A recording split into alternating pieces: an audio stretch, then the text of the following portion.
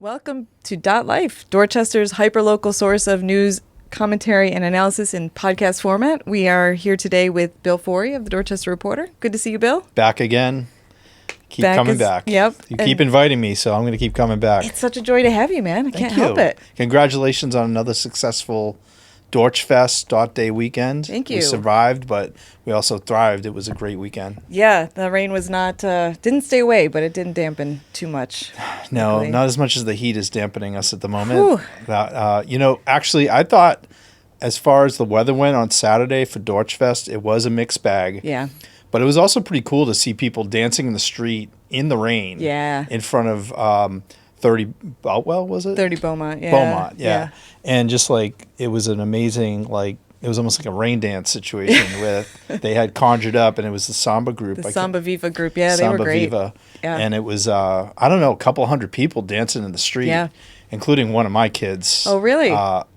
And my wife. I was filming, but yeah. They couldn't. Did you make it down to 104 Beaumont? I might have, yeah. I kind of Okay. made the whole circuit. I Okay. can't remember what was. There was a DJ there, DJ Bees, who I Yes. think is going to be on one of our Tiny Dots soon. And he was just playing music, and people were also dancing and coordination. I don't know who told them to do that. I don't have that like instinct, but it was really cool. It was really fun. I saw several I kind of followed your advice. You had told somebody just follow your ear around, and kind of went where the music led us. And we found Robert Thackeray on Caruth Street, who was going Tiny Dot strong. fame. Yep. And he knew his audience. He went right into Taylor Swift. Oh, jeez. Just at the right moment, and got swarmed by, a lot of teenage girls and guys, and everybody who's a Swiftie these days. And he had a great finale too. And then we saw Hakeem come on after him. Same porch, right? Same porch. Yep. Yeah, we actually helped Robert carry his stuff did back to his car. We were the roadies Nice. for Robert Thackeray, Nice. my son Connor and I. And then we also saw, who else did we see? I don't know. We just kind of run around. I couldn't even tell you who they were, but it was awesome. Did you catch Eric Royer, the one-man band? I didn't. I missed Okay. Eric, but now I always have him forever now on Dot Life episode 5, I think it is. Yeah. So, but Awesome. Well, congrats. thanks for coming out. I saw you again the next day at the parade. You guys were The parade was better weather and, Yeah. just as successful. I thought, the crowd was strong. There were some interesting bands. I thought Chris Worrell, the state rep, had a terrific, it wasn't quite a marching band, but it was like a New Orleans style band that accompanied him. Cool. And he had a really strong showing, and the best parade rap video that I've seen to date. With Wait, he and his is brother. it Chris or Brian? Well, it's both who walked. So Okay. Councilor Brian Worrell and Rep Chris Worrell, obviously brothers, and they Okay. walked together Yeah. with dual banners and a lot of volunteers and energy. Nice. And they both have, I don't know if they're using the same social media team, but Chris's is the one I saw first, and it was fantastic. He was, the band was also really grabbing the audience as it made its way down Dot Ave, playing, Kendrick Lamar songs, and Nice. the whole repertoire of really engaging the younger crowd as Chris and Brian kind of pumped them up all the way, chanting, huge Dorchester boosters. And I saw Chris Worrell a couple nights later. He's already planning next year's parade. Nice. It's great energy that some of the younger folks are bringing. And I know sometimes people roll their eyes with the politicians coming through, and there's too many of them, and blah, blah, blah.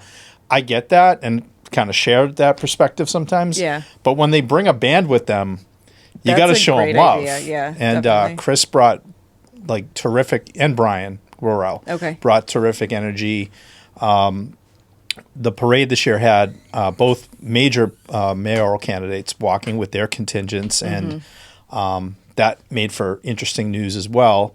But I thought that, Julia Mejia, the city councilor, had a lot of volunteers, a lot of energy. All the citywide candidates at large were there. So, yeah, political heavy, but it's an election year. It's a mayoral election. Right. That's what happens. I did hear some people say, oh, we need more bands. We need more marching bands. That's a constant refrain I hear every year. Okay. But, there's a lot of volunteers working hard all year round to make this thing happen at all. Right. As you know, how much work it takes to get Dorchfest done, and now this pod. It's a labor of love for the folks who do it. So I salute them. Brianne Gore, Kelly Walsh, the other men and women, Mike Skolka, who was on your show. Yeah. They do a terrific job. Richmond Street, where we live, there's neighbors pitching in too to help here and there. But there's really a small core of people who do all the work all year round. Yeah. And they did a great job once again. Yeah, absolutely. I was with Brandy Fluker-Reed's group. Thanks again to Brandy for inviting me. And I saw two floats the whole time, the one in front of us and the one behind us. So you got the picture, though. Yeah, I got the idea. What was your impression of the crowd? Like, was there one stretch of the avenue that you thought brought the energy? I mean, my home neighborhood came out because they knew I was going to be there. I think that's probably why.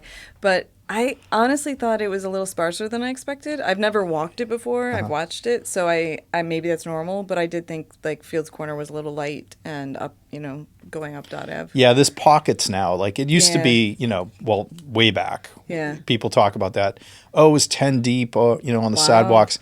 I mean, that's true in certain pockets for sure. Like Dorchester Park, Peabody Square, Savin Hill, parts of Fields Corner. Yeah. And then you go stretches and it's pretty thin. Yeah. But, there's places that are, I saw the Blend had a huge crowd and great. A big party going. Yeah, and they had a drag queen outside, which was awesome. Yeah, it was very cool. It helps. Speaking of that, happy Pride Month. Oh, my goodness. Yeah. I was just about to bring up your headgear. Very nice, very appropriate, flying the flag. Yeah. The reporter has the flag on, the Pride flag flying high on our masthead this week. Yep. As we do each year now. So, are you going to Pride?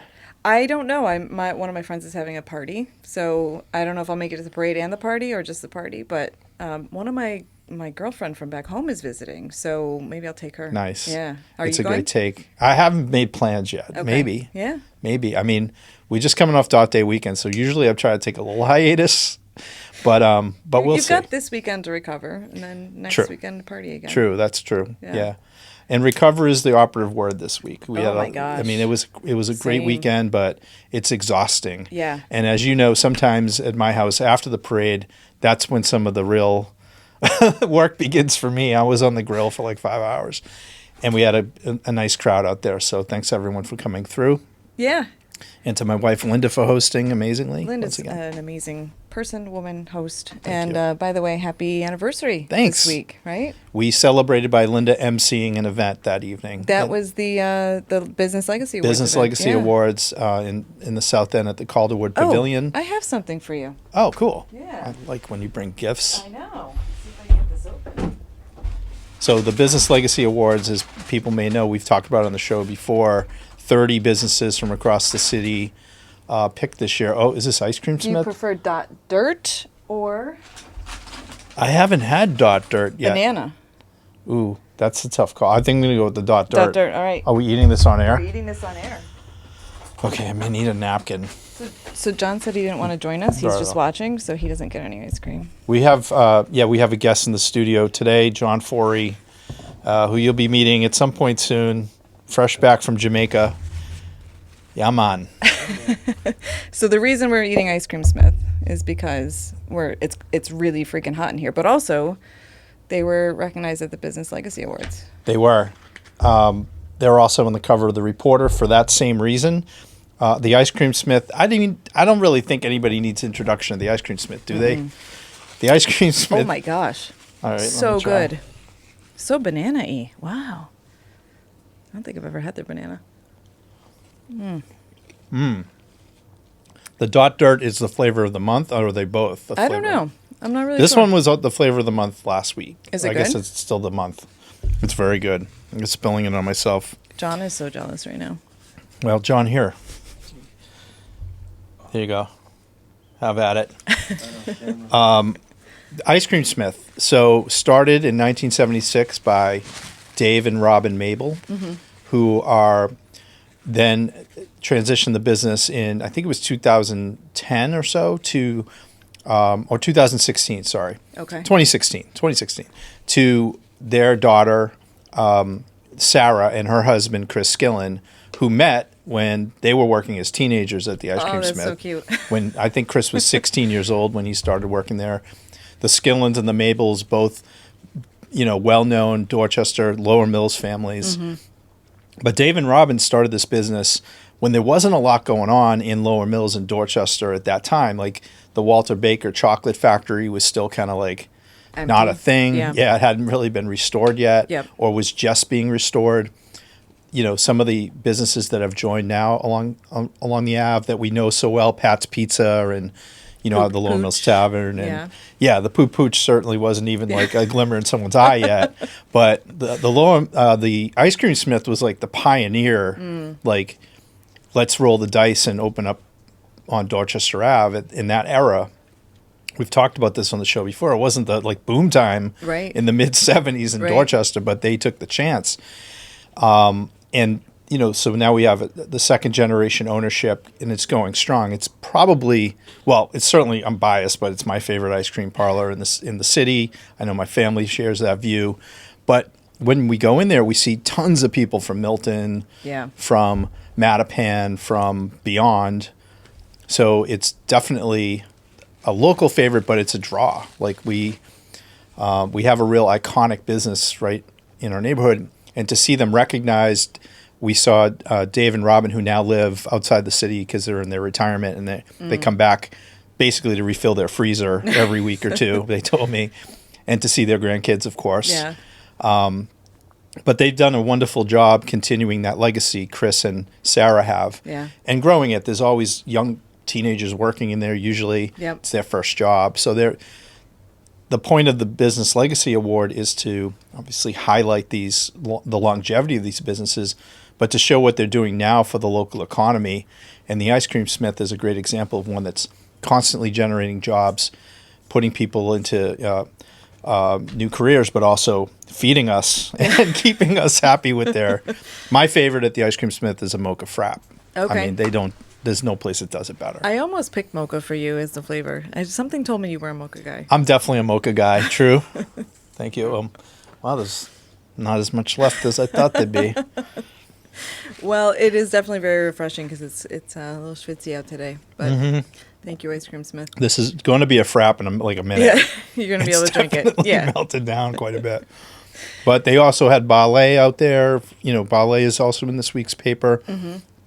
I was thrilled to see Jennifer Wynn and her family, you know, up on stage along with Cindy Quinn from Green Hills, who will be doing more coverage on next week. And it's really cool to just meet entrepreneurs from across the city. So Mayor Wu, with Baby Mirror in hand, gave out the awards it was Tuesday evening with Linda. And then Linda and I did make it to dinner downtown Where did you Boston. go? We went to the Quinn. Oh, okay. The Quinn House. Nice, In the Back Bay. Which? We went to Bondo. Okay. It's the sushi spot. Okay. Pretty cool. Yeah. Rachel and I went there a little while ago. It was good. It's very good. Yeah. We strayed out of Dorchester for the night. I think that's allowed. Yeah. Yes. So let's transition to something a little less fun than ice cream. We've got but ice is involved. I guess that's a good transition, right? Oh, yeah. Ice is involved. Ice is involved, yeah. Attorney General Andrea Campbell wrote an op-ed piece in The Reporter for us this week to really talk about what her office is telling people to do with ice, because there's a lot of confusion for good reason, a lot of fear, a lot of apprehension, but also just a lot of misinformation out there about people's rights. And she put out some interesting infographics last week.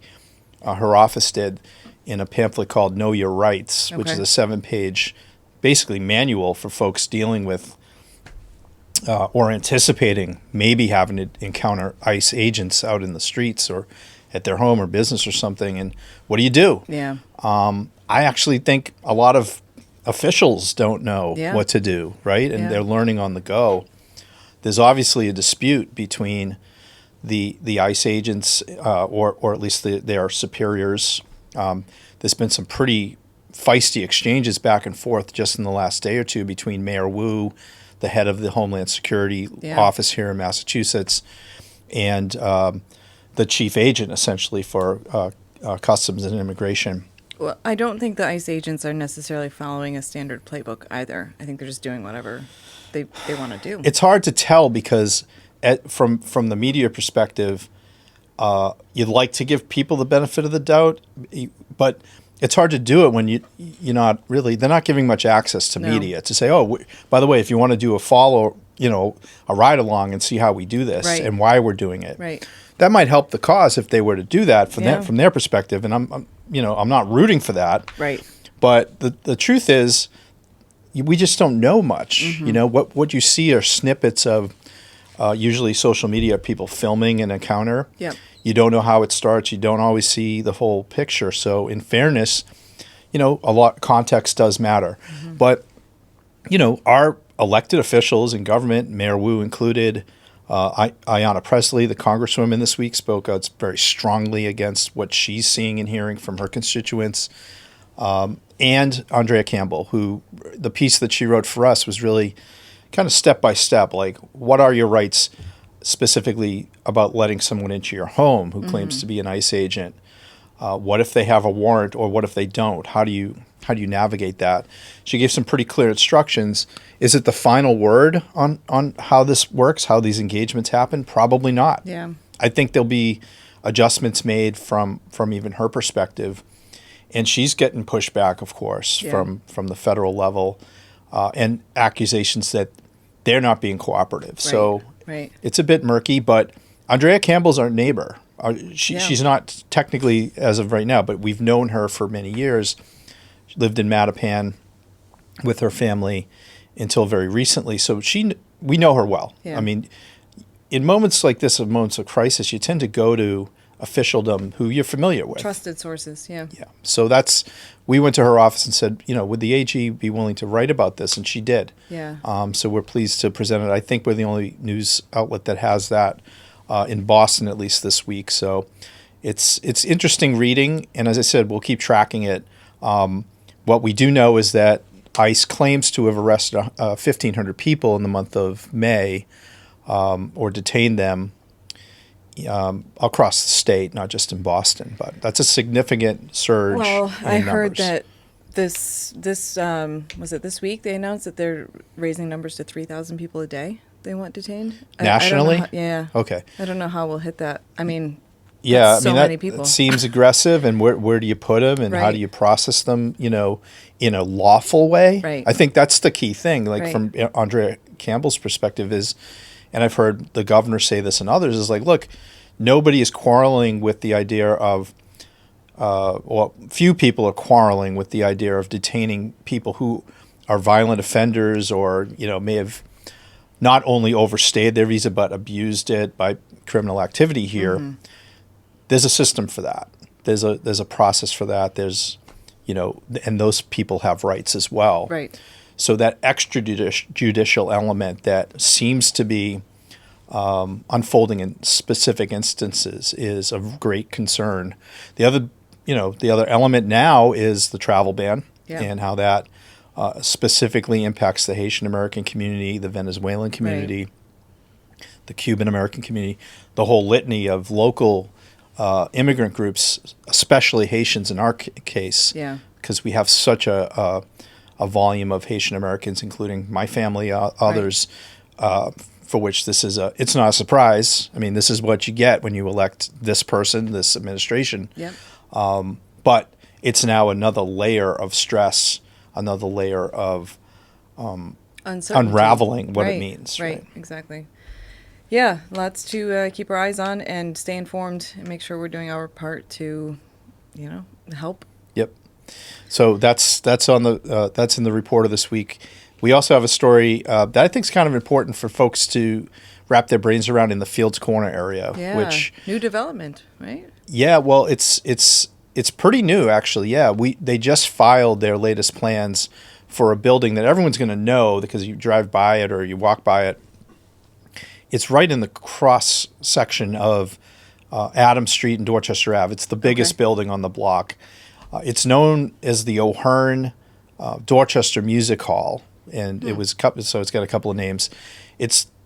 Everybody would pretty much know it as the post office building, though. Okay, that's where the retail office of the 02122 zip code is, and that's been there for a decade, probably more than 50 years. But the building itself goes back to the 19th century. It was a music hall, literally like a vaudevillian kind of Strand Theater-like facility where it's smaller than the Strand, but where there'd be performances and classical music, but also over the years, eventually film or, sketch comedy kind of things, I guess. It's been bricked over, but there used to be massive, large windows that in the new renderings of this proposed redevelopment would be restored. So that's cool. It looks very cool. Yeah. And there's a lot of excitement about it. Who's developing it? Originally, it was going to be Travis Lee, Lee nice. Development, who's done other very interesting projects in Fields Corner and elsewhere in Dorchester, had a hand in Dorchester Brewing Company's creation. That does very thoughtful development projects. He's great developer. He does. So he got the ball rolling, and Lee Development is no longer the owner or the developer. So they've sold it now to a company that's based in Waltham called Beantown. Okay. They're now the owners of the property, and they've proposed now a redevelopment that will include a new building to go up next to it with more residential units.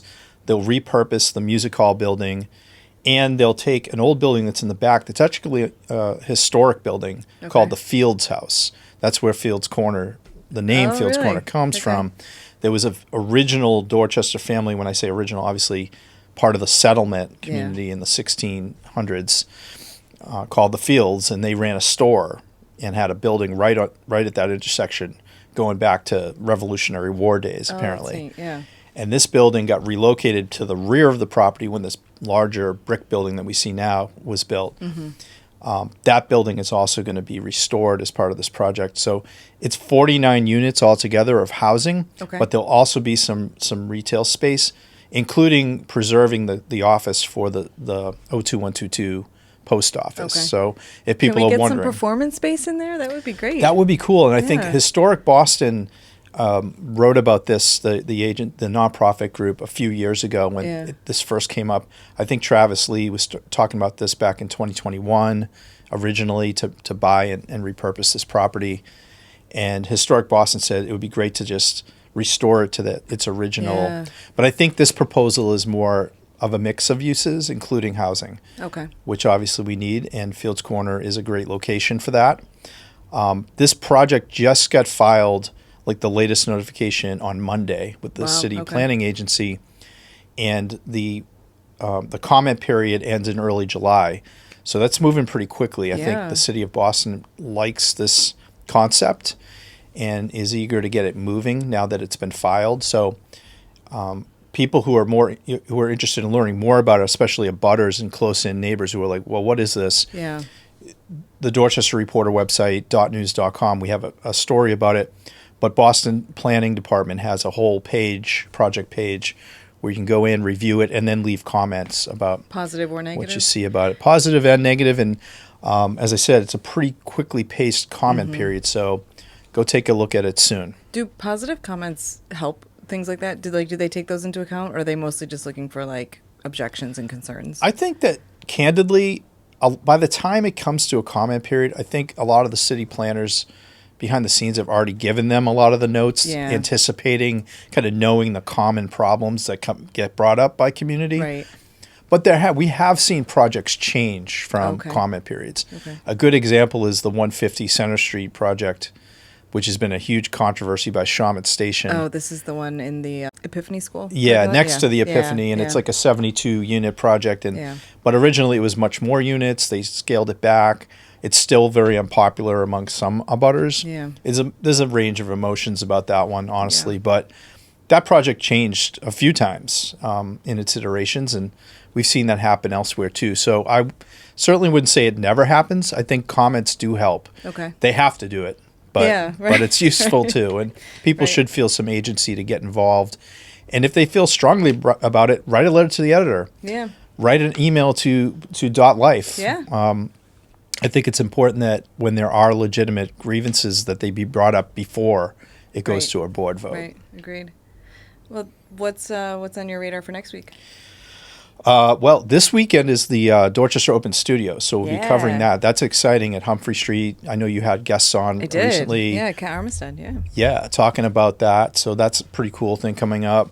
We have Juneteenth coming up soon. There's an event in Fields Corner at Town Field annually that I believe is happening again. I've heard it's happening. Yes, I did get a flyer for that. So Juneteenth is obviously a federal holiday still, thank goodness, and hopefully it will be. Yeah. So there's coverage happening around that, and we obviously have Pride, so there's a lot going on citywide. Not as much in Dorchester, but there are events happening locally, and so we'll be keeping tabs on a number of those things. There's more candidate forums coming up in the next week, so city council and mayor. So you can watch for all of those things very soon in the Reporter. Are you covering the Stanley Cup Finals? You're our only correspondent for that. You're currently my only source for NHL news, because as we're taping this, tonight's game 1 of the NBA Finals, so that's got my full attention. I thought you didn't care anymore. You're still following that? Yeah, I am. I'm a basketball fan. I mean, I'm a Celtics fan, all right, and that ride or die. But I will take much greater interest in what happens with OKC and the Pacers than NHL. Sorry, I'm not even sure he's in the NHL Finals. Are those teams? See what I have to put up with? Well, it's also, this is why I need to tap you in, John. I need your basketball acumen at this moment. But it's also OTAs now. I don't know if you've been paying attention to the Steph Diggs drama. You guys ended up with Steph Diggs. Good luck. Oh, really? Yeah, he's, I don't know, drugs on a boat or something. John's been in Jamaica for the last 2 weeks, so he's Were you on a boat with Steph Diggs? No. We are happy to be rid of him, honestly. Really? Yeah, he's a mess. Well, congratulations. I'm glad we could help you guys out. Yeah. You need all the help you can get, Appreciate too. It. Yeah. But, that's got my full attention. But from the Dorchester perspective, we've had our 2 major events of the early summer, but we've got a long way to go, and there's some cool stuff coming up. BAMS Fest is coming up at Franklin Park. Is it July? It's in July. So there's lots more coverage to come. And what do you got coming up? Nothing. I mean, after you've broken, and by the way, I love this T-shirt as well. You have a whole new merch. The merch is really getting very popular. I saw the stickers. People like the stickers. Yeah, I think the water tower design. Anything with the gas tank is like gold. Yeah. Gas, not water. No. My favorite is the Celtics jersey with the swashes on swash on there. That is pretty dope. Yeah. All right, Bill. Well, thanks for coming in. Thanks, Enjoy Erin. your ice cream. Thanks for the ice cream. Yeah, of course. Definitely it's a little melty, but I got my frap. Thanks. You too.